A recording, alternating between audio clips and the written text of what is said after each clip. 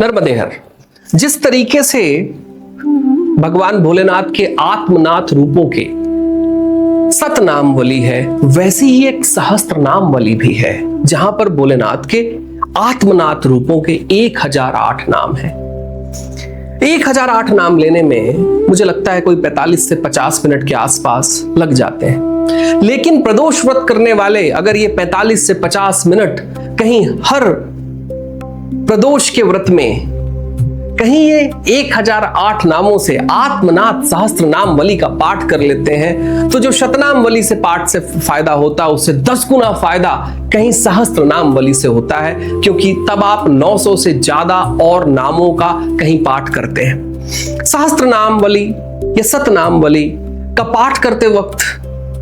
खासकर वो लोग जो आत्मनाथ रूप में भगवान शिव को पूजना चाहते हैं, उनके लिए बहुत जरूरी है कि जब भी वो पाठ करें प्रदोष काल वाले प्रदोष व्रत के दिन प्रदोष काल में ही करें। अभी शिवरात्रि आएगी, कुछ दिनों बाद श्रावण आएगा।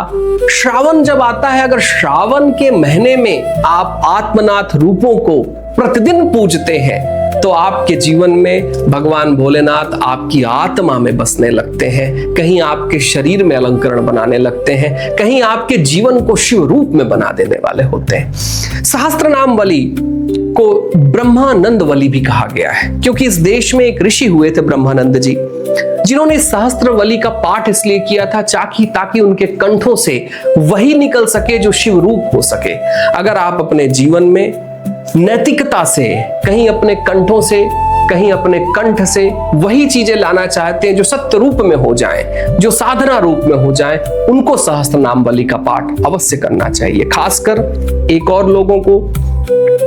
कि कई बार ऐसा होता है कि हमारे शरीर में बहुत सारे रोगों का प्रवेश होता है बिना किसी कारण से। जो लोग सहस्त्र नाम वली का पाठ करते हैं, उस सहस्त्र नाम वली के पाठ में कहीं शिव जी के रोग प्रतिरोधक जो नाम है, उन नामों का भी पाठ किया जाता है। अगर आप उन रोग प्रतिरोधक नामों का पाठ कहीं सहस्त्र नाम वली से प्रदोष के समय पर करेंगे तो भगवान भोलेनाथ कहीं दार्शनिक और आध्यात्मिक रूप से आपके जीवन में तो आएंगे ही,